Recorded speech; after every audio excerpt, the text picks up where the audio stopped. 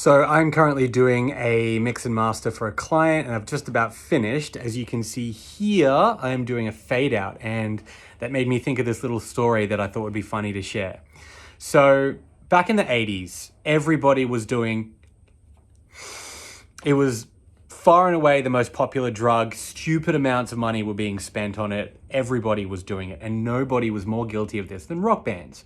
Now, when you record an album, the way that it has typically worked for a long time, not so much these days, but the way it always worked was that the record label would give the band a big lump sum of money to go and record the album. And that would be for everything: recording, distribution, marketing, all that kind of stuff.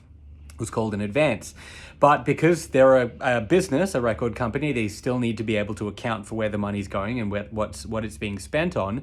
They required accounting for these things, like an invoice from the band to say what it had actually been spent on. And so because these bands wanted to keep doing copious amounts of this drug and they didn't want to pay for it themselves, what they did was that they'd have an item on the invoice which was a fade out guy. And what they would say was that there was this guy that they had to get in, and they had to have him on the album because no one could do a fade out quite like this guy. He knew exactly how to control a fader to make it a really nice sounding fade out at the end of a song, when in fact that was just their drug money. And this went on a lot, apparently.